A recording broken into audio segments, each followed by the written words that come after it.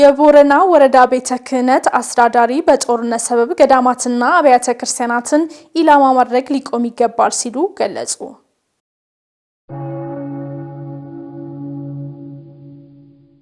የኦሪየንታል ኦርቶዶክስ አብያተ ክርስቲያናት ቋሚ ጉባኤ በኢትዮጵያ አብያተ ክርስቲያናትና ገዳማት ላይ የተፈጸመውን የድሮን ጥቃት አወገዙ።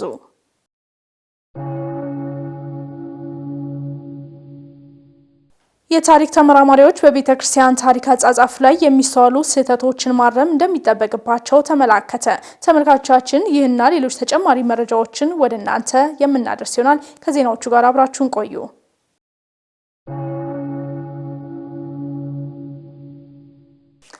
ጤና ይስጥልኝ ተመልካቾቻችን፣ የዕለቱን አብይ ዜና ይዘንላችሁ ቀርበናል። ከዜናዎቹ ጋር አብራችሁ ቆይታ ማድርገው ኤልሳይት ቤተነኝ። ከዜናዎቹ ጋር አብራችሁን ትሆኑ ዘንድ በአክብሮት ጋበዝን።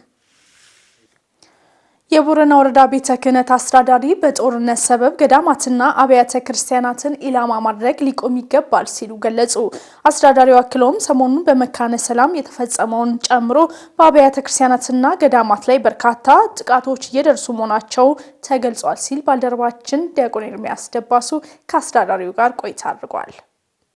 ባሳለፍነው ሐምሌ 15 2018 ዓ.ም በደቡብ ወሎ ሀገረ ስብከት ቦረና ወረዳ ቤተ ክህነት በሚገኘው ግዮን አባይ አቡነ አረጋዊና ቅድስት አርሴማ አንድነት ገዳም ላይ በተፈጸመ የድሮን ጥቃት የሁለት መነኮሳያት ሕይወት ማለፉ ይታወሳል።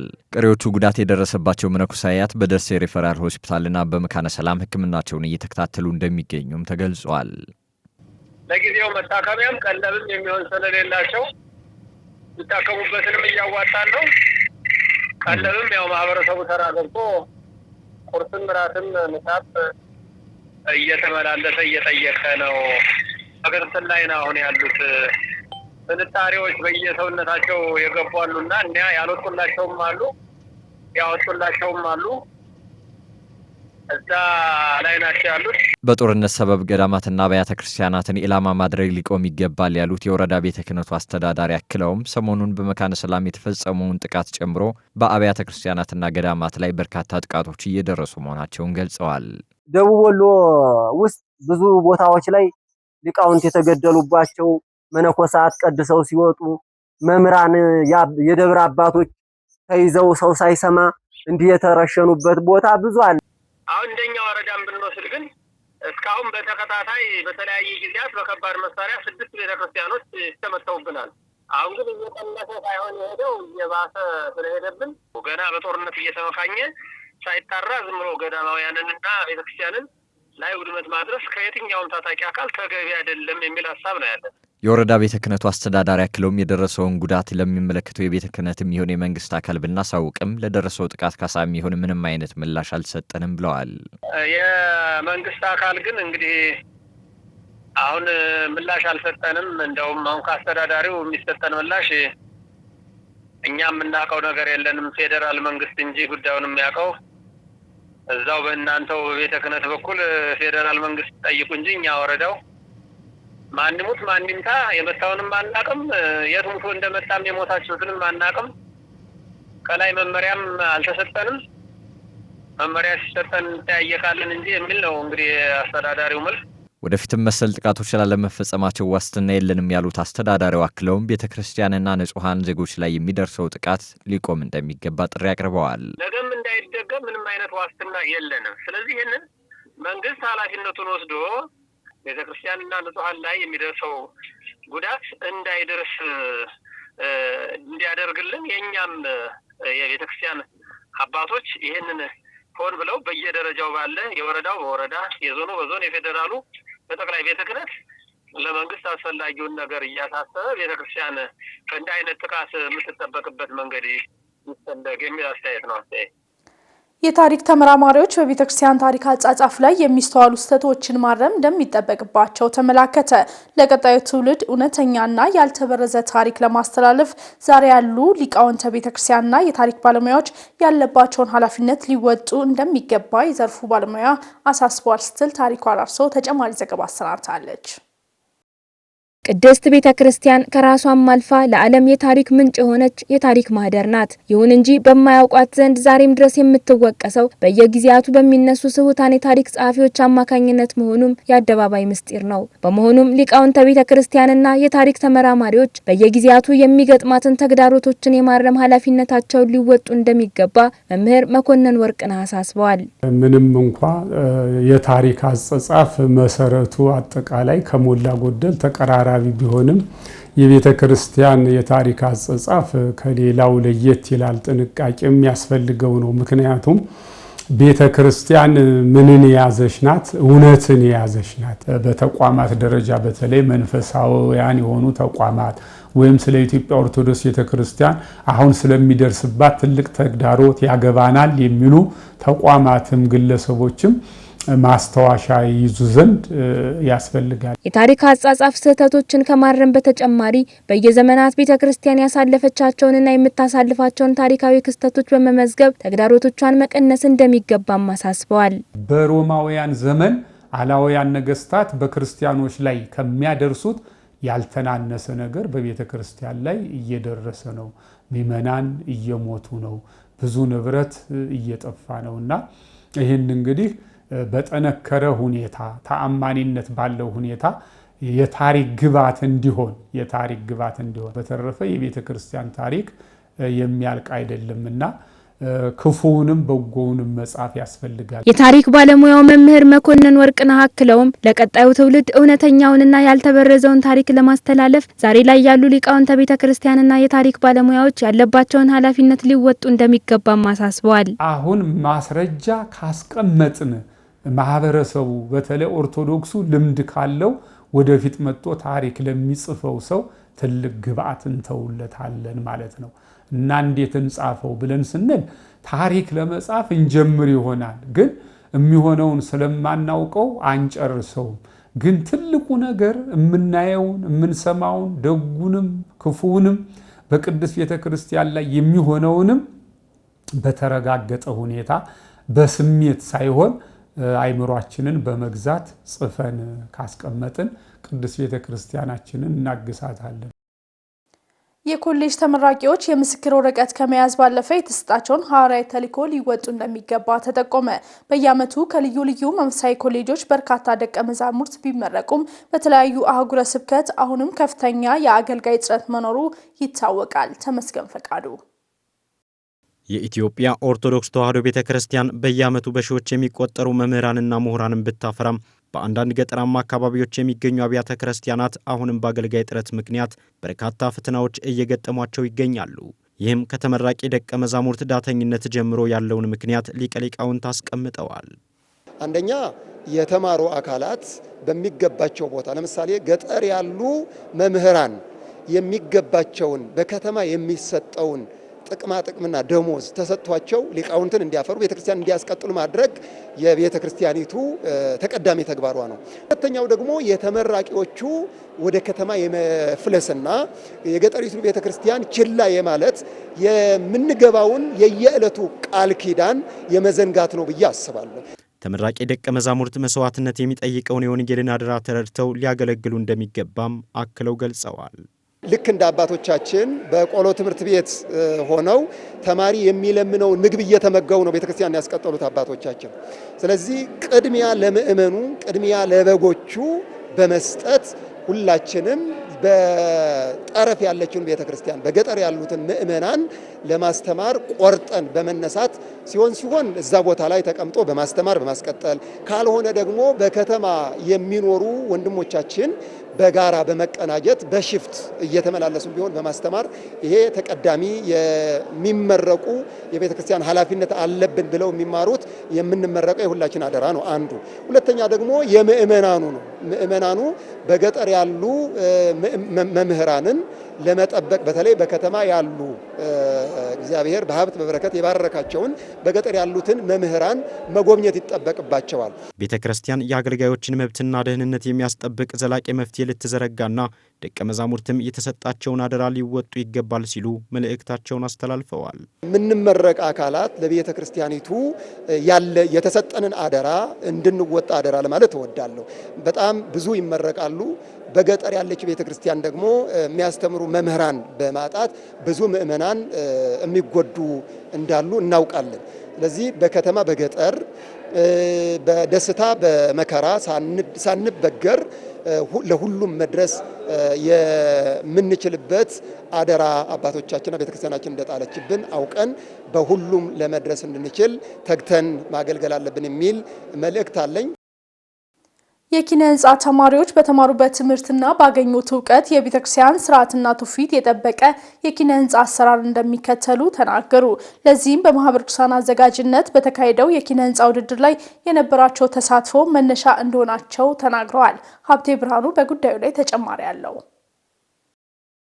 የቅድስት ቤተክርስቲያን ኪነ ህንጻ ጥበብ መንፈሳዊ ትርጓሜዎችን የቅርጽ አይነቶችንና ጥንታዊ አሰራር ዘይቤዎችን የያዘ ነው። ማህበረ ቅዱሳንም በሙያ ማህበራዊና ኢኮኖሚያዊ አገልግሎቱ በኩል የኪነ ህንጻ ሙያን ለማሳደግ እየሰራ መሆኑ ይታወቃል። ከነዚህም መካከል የከፍተኛ ትምህርት ተቋማት የቤተክርስቲያን የኪነ ህንጻ ንድፍ ውድድር አካሂዷል። የአገልግሎቱ ዋና ዳይሬክተር እንደገለጹልን ትውፊትን የጠበቁና የዘርፉን ባለሙያዎች በማሳተፍ ኪነ ህንጻዎች እየተሰሩ እንደሚገኙ አንስተዋል። በዚህ በምህንድስና ሙያ ያሉ ወንድሞችና እህቶች በዛኛው በዓለማዊ ትምህርት የሚገኘውን ዕውቀት ከቤተክርስቲያን ጥበብ ጋር በማስተሳሰር ወደፊት የቤተክርስቲያን ትውፊት የጠበቀ ሃይማኖቷን የጠበቀ ህንጻ መገንባት እንዲቻል እንደዚህ አይነት መሰል ውድድሮች በጣም አስፈላጊ ናቸው። ይሄ ነገር በጣም መበረታታት ያለበት መጠንከር ያለበት ሁኔታ ነው። ተወዳዳሪዎች በበኩላቸው በውድድሩ መሳተፋቸው ካላቸው የዓለማዊ የአርኪቴክቸር ትምህርት በተጨማሪ ስለ ቤተክርስቲያን ኪነ ህንጻ ጥበብ መረዳታቸውን ተናግረዋል። ቤተክርስቲያን ራሷን የቻለ ትርጉም ያላት ራሷን የቻለ የምትከተለው ህግ ያላት ስለሆነች አርኪቴክት ስትሆን የሷን ህግና መመሪያዎቿን ካላወቅ ተነስተ እሷ ልትሰራት አትችልም የሚለውን ኮንሰፕት ነው መረዳት የቻልኩት ማለት ነው። እያነበብን እያጣራን ከተሰጠንም ኮርስ አንጻር ሳየው በጣም ብዙ ዕውቀት እንደሚቀረን ነው። በተለይ ስለ ቤተክርስቲያናችን በጣም ብዙ የማናውቀው ሰፊ የሆነ ዕውቀት እንዳለ ነውና በእውነቱ በጣም ደስ ብሎኛል። በዚህኛው ላይ መሳተፋችን ቤተክርስቲያናችንን የበለጠ የማወቅ የትኛው ይቻላል የትኛው አይቻልም፣ ስለዚህ የተሻለ ቤተክርስቲያንን የማወቅ የተሻለ ትክክለኛው የትኛው ነው የሚለውን የማጥራት ሂደትን የማየት አጋጣሚዎችን አግኝቼበታል። በቀጣይም በተማሩት ትምህርትና በውድድሩ ላይ ባገኙት ዕውቀት በሙያቸው ቤተክርስቲያንን እንደሚያገለግሉ ጠቁመዋል። ቅዱሳት ስዕላት ላይ ትንሽ ሙከራው አለኝ። በቤተክርስቲያን የዞርኩኝ የሆኑ ቦታዎች ላይ ተሳክቶልኝ በሱ ብቀጥልና ይሄኛውንም አርኪቴክቸሩንም ደግሞ አንድ ላይ አጣምሬ ቤተክርስቲያንን ባለኝ አቅም ማገልገል ነው አላማ የነበረውና ሁለቱን አንድ ላይ አድርጌ ማገልገል ብችል በጣም ደስ ይለኛል። መንፈሳዊ ህይወታችንና ዓለማዊ ህይወታችን ጎን ለጎን የሚሄዱ ነገሮች እንጂ አንደኛውን ይዘን አንደኛውን ጥለን የምንሄደው ነገር አይደለምና በሙያዬ ማገልገል የማልሰንፍ ነገር ይሆናል ብዬ አስባለሁ። በአጥቢያ ቤተ ክርስቲያናት የሚከፈቱ የአብነት ትምህርት ቤቶች ልጆችን በስነ ምግባርና በሃይማኖት በመቅረጽ ረገድ ከፍተኛ ፋይዳ እያበረከቱ መሆኑ ተገለጸ። ጉባኤ ቤቶቹ ለቤተ ክርስቲያን ቀጣይነትና የነገ ተረካቢዎችን ለማበርከት ከፍ ያለ አስተዋጽኦ ያላቸው መሆኑም ተመላክቷል። ተመስገን ፈቃዱ ተጨማሪ ዘገባ አለው።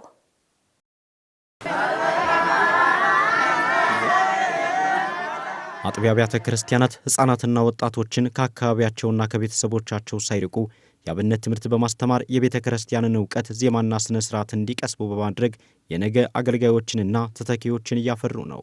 ይህም ለነገዋ ቤተ ክርስቲያን ዘላቂ ህልውና አስተማማኝ መሰረት ከመጣሉ ባሻገር ማህበረሰቡ በስነ ምግባር የታነጸ ትውልድን እንዲያገኝ አስተዋጽኦ የጎላ ነው ብለዋል ሊቀ ጠበብት ልሳነ ወርቅ ጌጡ። ለምእመናን ልጆቻቸውን በቅርበት እንዲያስተምሩ ያደርጋል። እንደ ቤተ ክርስቲያን ደግሞ አገልግሎት እንዲያገለግሉ አገልግሎቱ በይበልጥ እንዲገለገል በደንብ እንዲገለገል ያደርጋል። በቤተ ክርስቲያን ውስጥ ለአገልግሎት የተማሪዎች መኖር ወሳኝ ነገር ነው። ለምእመናን ደግሞ ልጆቻቸውን በቅርበት እየተከታተሉ እንዲያስተምሩ በጣም ወሳኝ የአገልግሎት ጥቅም አለው። ሊቀ ጠበብት አክለውም ምእመናን ከዓለማዊ ትምህርታቸው ጎን ለጎን የአብነት ትምህርታቸውን በመከታተላቸው ከክፉ ነገር ሁሉ ተጠብቀው እንዲወጡ ከማድረግ ጀምሮ የሚያገኙት አስተዋጽኦ የጎላ መሆኑንም ጠቁመዋል። እዚሁ ሆነው የዘመናዊ ትምህርታቸውን እየተከታተሉ የአብነት ትምህርት ቤቱን እንዲማሩ ያደርጋል። ከዚያ በተጨማሪ ደግሞ በስነ ምግባር የታነጹ ያደርጋል። ምክንያቱም የአብነት ትምህርት ቤት የሚያስተምረው መጀመሪያ ሲጀምር ጸሎት አድርጎ ይጀምራል። ጸሎት ከማድረግ በጀመም እንደመጣ የመምህሩን ጉልበት ስሞ ቀጥሎ ያለው ከሱ የሚበልጠውን ተማሪ በጎን ሆኖ ነው የሚማረው። ዘመናዊነቱ ከመንፈሳዊ ጋር እንዴት የተጣጣመ እንደሆነ ዘመናዊነቱ እንዳይበልጥባቸው መንፈሳዊነቱ እየበለጠባቸው ዘመናዊን አስተባብረው ነገ የቤተክርስቲያንን አሁን ያለው የዘመናዊነትን ጫና በቤተክርስቲያን በመንፈሳዊነት ላይ ያለው የዘመናዊነትን ጫና ተቋቁመው አብነት ትምህርቱንና ዘመናዊነቱን ከአንድ ላይ አዋህደው እንዲሄዱ ያደርጋቸዋል ማለት ነው የአብነት ትምህርት ቤት። በመጨረሻም ይህ የአብነት ትምህርት ቤት ቤተክርስቲያንን አውቀው በተግባር የሚያገለግሉ የነገ ተረካቢ ትውልድን ያስገኛል ሲሉም መልእክታቸውን አስተላልፈዋል። የአብነት ትምህርት ቤት እዚህ መኖሩ የአካባቢው ልጆች በመንፈሳዊነት እንዲያድጉ በቅርበት መጥተው ቤተክርስቲያን እንዲቀድሱ ማይሌት እንዲቆሙ ያደርጋል። ስለዚህ እነዚህ ልጆች በመንፈሳዊነት ቤተክርስቲያናቸውን በእውቀት እያወቋት በተግባር ደግሞ እየገቡ እያገለገሉ ሲያድጉ እነዚህ ልጆች ነገ የቤተክርስቲያን ተልእኮ በሚገባ ያውቃሉ ማለት። ስለዚህ የቤተክርስቲያንን ተልእኮን ለማስቀጠል ልጆቹን በአብነት ትምህርት ቤት ማስተማር አስፈላጊ ነው። ተመልካቾቻችን ለዕለቱ ያዝነው አብይ ዜና በመቀጠል ላይ ይገኛል። የቤተክርስቲያን አገልግሎት ተደራሽ ለማድረግ ሁለገብ መሰረተ ልማቶች ላይ ትኩረት ሊደረግ እንደሚገባ ተገለጸ። የቤተክርስቲያን ህንፃ ግንባታ ሲከናወን ሌሎች መንፈሳዊና ማህበራዊ ድጋፍ ሰጪ መሰረተ ልማቶች ላይም ትኩረት ሊደረግ እንደሚገባ የዘርፉ ባለሙያ ጠቁመዋል ሲል ባልደረባችን ዲያቆን ኤርሚያስ ደባሱ ከዘርፉ ባለሙያ ጋር ቆይታ ያደረገውን ተከታትለን እንመለስ። ቅድስት ቤተክርስቲያን ዓለም የሚደነቅበት የኪነ ህንጻ ጥበብ ያላት ስንዱ እመቤት ናት። ይሁን እንጂ የምትሰጠውን መንፈሳዊ የሚሆን ማህበራዊ አገልግሎት የሚያግዙ መሰረተ ልማቶች ላይ ትኩረት ስታደርግ አይስተዋልም። ይህ ችግር በብዛት የሚታየው መሰረታዊ የሆነ ነገር ካለማንሳት አንጻር ነው። ይህም ደግሞ የቤተክርስቲያን የይዞታ አጠቃቀም በመሰረታዊነት ችግር ይታየበታል። በመሆኑም ይህንን ችግር ለመፍታት የቤተክርስቲያን ህንጻ ግንባታ ሲከናወን ሌሎች መንፈሳዊና ማህበራዊ ድጋፍ ሰጪ መሰረተ ልማቶች ላይም ትኩረት ሊደረግ እንደሚገባ የምህንድስና ባለሙያው ዲያቆን ሰለሞን ምስጋናው ያስረዳሉ። ለማህበረሰቡ ማህበራዊ፣ ኢኮኖሚያዊ እንዲሁም ደግሞ ጤና ተኮር ተቋማት ቢቋቋሙ ትምህርት ቤት ሊሆን ይችላል፣ የህፃናት ማቆያ ሊሆን ይችላል። እነዚህ ጉዳዮች መሰረታዊ ተብሎ መነሳት አለባቸው። መቅደም ያለባቸው ጉዳዮች አሉ። ቤተክርስቲያን አለ፣ ከዛ ቤተልሔም አለ። መንፈሳዊ አገልግሎት የሚከናወንባቸው የሚሰጥባቸው ህንጻ ወይም ደግሞ የልማት ስራዎች ይኖራሉ። ከዛ ውጪ ደግሞ የገቢ ማስገኛ ተብሎ የሚጠቀሱ ደግሞ ስርዓቱን በጠበቀ ማስተር ፕላኑን በጠበቀ ስርዓተ ቤተክርስቲያንን በጠበቀ መልኩ የሚበረታታ ነው። የምህንድስና ባለሙያው አክለውም የአሃት ቤተክርስቲያናትን ተሞክሮ ዋቢ አድርጎ መስራት የቅድስት ቤተክርስቲያንን አገልግሎት በበቂ ሁኔታ ለምእመናን ተደራሽ ማድረግ እንደሚያስችልም ገልጸዋል። የህንጻ ግንባታ ላይ ብቻ ፎከስ አያደርጉም። የሚያደርጉት በብዛት ደግሞ አገልግሎቱን የሚያፋጥን አባቶችን የሚያግዝ ነገሮች ላይ ፎከስ ያደርጋሉ። ለምሳሌ የሆስፒታል መገንባት ሊሆን ይችላል። እንዲሁም ደግሞ የተለያዩ ፋብሪካዎችን መገንባት ሊሆን ይችላል። እነዛ የሚገነቡት ነገሮች ለማህበረሰቡ ጠቃሚ ናቸው፣ እንዲሁም ደግሞ ለቤተክርስቲያኑ ገቢ ነው ማለት ነው። ስለዚህ አስተዳደራዊ ነገር ላይ በጣም በከፍተኛ ደረጃ እየሰሩ ይገኛሉ። ወጣቶች ላይ ይሰራሉ። የልማት ስራዎችን ሲሰሩ ደግሞ በተለይ ጤና ላይ፣ ማህበራዊ ጉዳይ ላይ፣ ኢኮኖሚ ላይ እንደዚህ ትስስሩን በደንብ ለመፍጠር እነዚህ ነገሮች ላይ ፎከስ ያደርጋሉ። ወርሃ ክረምቱን ተከትሎ በሰንበት ትምህርት ቤቶች የሚሰጡ ተከታታይ መንፈሳዊ ትምህርቶች በርካታ አዳጊዎችን በማሳተፍ ላይ መሆናቸው ተገለጸ። ተማሪዎችና ወላጆች ይህንን ምቹ የእረፍት ጊዜ በመጠቀም በመርሃ ግብሩ እንዲሳተፉ ጥሪ ቀርቧል። ታሪኳ አርሶ ተጨማሪ አላት። ሰንበት ትምህርት ቤቶች ህጻናትንና ወጣቶችን በስነ ምግባር በማነጽ ረገድ ከፍተኛ አስተዋጽኦ እያበረከቱ ይገኛሉ። በተለይም በያዝነው ወርሃ ክረምቱ ልዩ ልዩ ስልጠናዎችና ኮርሶችን እየሰጡ እንደሚገኙ የቅዱስ ጴጥሮስ ወጳውሎስ ብርሃናተ ዓለም ሰንበት ትምህርት ቤት ኃላፊዎች ተናግረዋል። ሰንበት ትምህርት ቤት ሙያ ብቻ ከመሆን አልፎ እውቀትን የሚገበዩበት መሆን ይገባታል ማለት ነው፣ መሆን አለባትም እና ለዛም ተብሎ ነው ድሮ እንደውም ከህፃናት ገና ከ4 ዓመት ምናምን ጀምሮ ያሉ ህፃናትን እንቀበል ነበር ድሮ ማለት ነው። አሁን ላይ ግን ከ7 ዓመት በላይ ያሉ ህፃናቶች ናቸው ወደዚህ የሚመጡት ማለት ነው። ይሄኛውም የትምህርት ጥራቱን ሞር ለማሻሻል ነው። የክረምት ላይ የክረምት ትምህርት ተጀምሯል ማለት ነው። የክረምት ትምህርቶችን ይማራሉ። በመንፈሳዊ ብቻ ሳይሆን በዓለማዊ ትምህርታቸውም የዓለማዊ ትምህርት የመንፈሳዊ ትምህርት የዓለማዊ ትምህርት እንዲማሩ ይደረጋል ማለት ነው። ይህ በወርሃ ክረምት የሚሰጡ ኮርሶች ተማሪዎችን መደበኛ ለማድረግም ትልቅ አስተዋጽኦ እንዳለውም ተመላክቷል። ክረምት ላይ የምናስተምራቸው ትምህርቶች ለበጋው አዲስ ሆነው ተመዝግበው የሚመጡ ተማሪዎች በሚመጡ ሰዓት አዲስ እንዳይሆንባቸው በየእድሜያቸው አሁን ባለው የማደራጃ መምሪያው አወቃቀር መሰረት በየእድሜው ተማሪ ገብቶ እንዲማር ስለሚል ከፍ ያለ እድሜ ከ10 ዓመት በላይ ሆነው ሲመጡ በእድሜያቸው ስንመድባቸው ከነባሩ ተማሪ ጋራ ተናበው መሄድ የሚያስችል መሰረታዊ ዕውቀትን ነው የምናስይዘው። እሱንም ከሐምሌ 1 ጀምሮ የክረምት መርሃ ግብሩ ትምህርት ተጀምሯል። ተማሪዎችና ወላጆችም ይህንን ምቹ ዕድል በመጠቀም መርሃ ግብሮቹን እንዲከታተሉም ጥሪ አቅርበዋል። በዋነኝነት የአገልግሎት ማዕከሉ ሰንበት ትምህርት ቤት መሆኑ አንደኛ መጽሐፍ ቅዱስ እንዲማሩ ከመጽሐፍ ቅዱስ ጋር ስነ ምግባርን እንዲማሩ እንዲሁ ደግሞ ቤተ መቅደስም አገልግሎት ከጀመሩ በኋላም ክትትል ይኖረናል። ከደብሩ ጋር በዋነኝነት እየሰራንበት እንገኛለን። አሁን ያሉ አስተዳደር አካላትም ይሄንን በሚገባ ስላወቁና ስላመኑ ከኛ ያሉ ልጆችን በዋነኝነት ከሚያዩት ስለሆነ ልምድ የሚቀስሙት የሚያዩትን ነገር በቃል እግዚአብሔር እንዲያርቁ ከኛ ጋር በይበልጥ እንሰራለን ማለት ነው።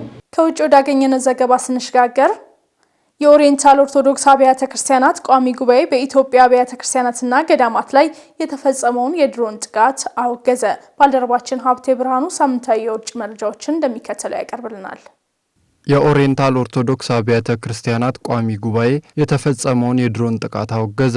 ከቀናት በፊት በደቡብ ወሎ ሀገረ ስብከት በመካነ ሰላም ወረዳ በሚገኘው ጊዮን አባይ አቡነ አረጋዊና ቅድስት አርሴማ አንድነት ገዳም ላይ የድሮን ጥቃት መፈጸሙ ይታወሳል። ይህንን በማስመልከት መግለጫ ያወጣው ቋሚ ጉባኤው እጅግ አሰቃቂና አሳማኝ ምክንያት የሌለውን ጥቃት አውግዣለሁ ብለዋል። በመግለጫውም በኢትዮጵያ ኦርቶዶክስ ተዋሕዶ ክርስቲያኖች ላይ የሚፈጸመውን ጥቃት በአስቸኳይ እንዲቆም ጥሪ አቅርቧል። ሁሉም የሃይማኖት መሪዎችና ሌሎችም ስለ ኢትዮጵያ እንዲጸልዩና ይህ ይቅርታ የሌለው ጥቃት እንዲቆም ድምጻቸውን እንዲያሰሙ ጠይቋል። መግለጫውን ከቋሚ ጉባኤው የፌስቡክ ገጽ ላይ ተመልክተነዋል። በአሜሪካ ሐዋርያዊ ጉብኝት ላደረጉት ብፁዕ ወቅዱስ አቡነ ማር ባሴሊዮስ ዮሴፍ አቀባበል ተደረገ። ባሳለፍነው ሳምንት በአሜሪካ ሐዋርያዊ ጉብኝት ላደረጉት የሶሪያ ኦርቶዶክስ ቤተክርስቲያን የሥርዓተ ማላንካራ ካቶሊክ ስለሆኑት ለብፁዕ ወቅዱስ አቡነ ማር ባሴሊዮስ ዮሴፍ በሰሜን አሜሪካ በሚገኙ ሊቃነ ጳጳሳት የአቀባበል ስነ ስርዓት ተደርጎላቸዋል። ስነ ስርዓቱ የአብያተ ክርስቲያናትን ወንድማማችነት ያጸና ብሎም የካህናትን የምእመናንና የልዩ ልዩ አብያተ ክርስቲያናት መሪዎችን መንፈሳዊ ህብረት ያንጸባረቀ ነበር ተብሏል። በመርሃ ግብሩም ሊቀ ጳጳስ ብፁዕ አቡነ ጴጥሮስ ከኢትዮጵያ ኦርቶዶክስ ተዋሕዶ ቤተ ክርስቲያን፣ አቡነ ማር ዲዮናሲዮስ ዮሐንስ ከሶሪያ ኦርቶዶክስ ቤተ ክርስቲያን፣ ሊቀ ጳጳስ አቡነ ሺኖዳ ከኤርትራ ኦርቶዶክስ ተዋሕዶ ቤተ ክርስቲያንና ሌሎች የቤተ ክርስቲያን መሪዎችን ጨምሮ ካህናትና ምዕመናን ተገኝተዋል። መረጃውን ከዩኒቨርሳል የሶሪያ ኦርቶዶክስ ቤተ ክርስቲያን የፌስቡክ ገጽ ላይ ተመልክተነዋል። በግብጽ የሚዛናዊ አስተሳሰብ ሚና የሐሰት ወሬዎችን በመታገልና ሀገራዊ ፍቅርን በመገንባት በሚል ርዕስ ሴሚናሪ ተካሄደ። የኮፕቲክ ሚዲያ ሴንተር በዘገባው ብፁዕ አቡነ አክሲዮስ የምንሱራ ሀገረ ስብከት ሊቀ ጳጳስ በተገኙበት በምንሱራ ዩኒቨርሲቲ አዘጋጅነት በተካሄደው መድረክ ላይ ተገኝተዋል። በሴሚናሩ ላይ ከብፁዕነታቸው በተጨማሪ ፕሮፌሰር ዶክተር ሸሪፍ ሀጥር የዩኒቨርሲቲው ፕሬዝዳንት፣ የደቀሊያ ግዛት የመንግስትና የሃይማኖት መሪዎችና ሌሎች እንግዶች ተሳትፈዋል። በመድረኩም በማህበራዊ ሚዲያና በተለያዩ መንገዶች የሚሰራጩ መረጃዎችን ሳያረጋግጡ ከመቀበልና ከማሰራጨት መቆጠብ ይገባል ተብሏል። በተጨማሪም አላስፈላጊው ዥንብሮችን ለመከላከል የሚዛናዊና የበሰለ አስተሳሰብ ግንባታ ሚና ስላለው በወጣቱ ላይ ማዳበር እንደሚገባ ተገልጿል። የሐሰት መረጃዎችን የመታገልና ማህበራዊ ሰላምን የማስጠበቅ ስራ የሁሉም ተቋማት የጋራ ትብብርን የሚጠይቅ መሆኑም ተመላክቷል። በአትሻኔ ብፁዕ ቅዱስ ማር አግናጢዮስ ኤፍሬም ዳግማዊ የኢራቅና የዓለም የከለዳውያን ፓትርያርክን ተቀብለው አነጋገሩ። ባሳለፍነው ሳምንት ቅዱስነታቸው የሶሪያ ኦርቶዶክስ ቤተ ክርስቲያን ፓትርያርክ በአትሻኔ በሚገኘው መኖሪያቸው የኢራቅና የዓለም የከለዳውያን ፓትርያርክ የሆኑትን ብፁዕ ቅዱስ ማር ጳውሎስ ሳልሳዊ ኖንን አነጋግረዋል ተብሏል። በውይይቱ ማር ቴዎፍሎስ ጊዮርጊስ ሳሊባ የፓትርያርኩ አማካሪ፣ ማር አውጊን አል ኑሪ ነማት የፓትርያርኩ ጸሐፊን ጨምሮ ሌሎች ሊቃነ ጳጳሳት ተገኝተዋል። ሁለቱ አባቶች በውይይታቸው ላይ የአብያተ ክርስቲያናት ጉዳዮችና በመካከለኛው ምስራቅ በሚገኙ ክርስቲያኖች ሁኔታን በተመለከተ ተመካክረዋል። በሶሪያ ኦርቶዶክስና በከለዳውያን አብያተ ክርስቲያናት መካከል ያለውን ታሪካዊና መንፈሳዊ ወንድማማችነት ማጠናከር እንደሚገባም ተነግሯል። የአብያተ ክርስቲያናቱ አባቶች በዓለም አቀፍ መድረኮች የመካከለኛው ምስራቅ ክርስቲያኖችን ድምፅ በጋራ ለማሰማት ባላቸው ዝግጁነት ላይ ተስፋቸውንም ገልጸዋል። መረጃውን ከቅዱስነታቸው የፌስቡክ ገጽ ላይ አግኝተነዋል። ብፁዕ ቅዱስ አቡነ አራም ቀዳማዊ የአዞኔ ብሔራዊ ሕክምና ማዕከል የሚሰጠውን ዘርፈ ብዙ አገልግሎቶችን እንዲያጠናክር አሳሰቡ። ቅዱስነታቸው የአርመን ኦርቶዶክስ ቤተክርስቲያን ፓትርያርክ በማዕከሉ ቦርድ ሊቀመንበር በሃኮፕ ላዶያን የተመራ ልዑክ በቅድስት ድንግል ማርያም ገዳም ተቀብለው ማነጋገራቸው ተገልጿል። የቦርዱ አባላቱ በማዕከሉ እየተከናወኑ ያሉ የኢኮኖሚ፣ የግንኙነት፣ የሕክምናና የሌሎች ዘርፎች የስራ እንቅስቃሴዎችን ገለጻ አድርገዋል። በተጨማሪም ሕክምና ማዕከሉ የቅድ ሪፖርት እንዲሁም በአንድ ልዩ ፕሮጀክት ዙሪያ ውይይት ስለመደረጉም ተመላክቷል። ቅዱስነታቸው የሕክምና ማዕከሉ የሚሰጣቸውን የሕክምናና የማህበራዊ አገልግሎቶች ይበልጥ ለማደራጀት ደረጃውን ለማሳደግ የተነደፉ አዳዲስ ፕሮጀክቶችን አድንቀዋል። ማዕከል የሰዎችን ሕይወት ለማደስና ሕክምና ለሚያስፈልጋቸው ወገኖች የሚሰጠውን ሰብአዊና መንፈሳዊ አገልግሎት አጠናክሮ እንዲቀጥል ፓትርያርኩ አሳስበዋል። መረጃው የቅዱስነታቸው የፌስቡክ ገጽ ነው።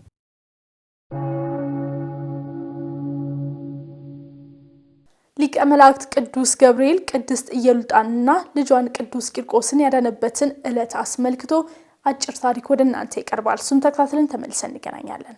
ሐምሌ 19 ቀን ሕፃኑ ቅዱስ ቂርቆስና እናቱ ቅድስት ኢየሉጣ የሰማዕትነት አክሊልን ተቀበሉ። ሕፃን ቅዱስ ቂርቆስ ዕድሜው 3 ዓመት ሲሆነው ከሮሜ ሀገር ወደ ሌላ ሀገር እናቱ ይዛው ሸሸች። በዚያም የሸሸችውን መኮንን አገኘችው። ሰዎችም ነገር ሰርተው ወደ መኮንኑ ባቀረቧት ጊዜ ጣዖታትን ታመልክ ዘንድ መኮንኑ አስገደዳት። መኮንን ሆይ ዕድሜው 3 ዓመት የሆነው ሕፃን አለና እርሱን ጠይቀው አለችው። ሕፃኑንም ወደ እርሱ አስመጣው። ባየውም ጊዜ ፊቱ ብሩህና ደስተኛ ነበረና አንተ ደስተኛ ሕፃን ሆይ እንዴት ነህ አለው። ሕፃኑም መልሶ አዎ ለእኔ ደስታ ተጠብቆልኛል፣ ለአንተ ግን ሐዘንና ለቅሶ ጥርስ ማፏጨትም ነው። መጽሐፍ ለዝንጎች ተድላ ደስታ የላቸውም ብሏልና አለው።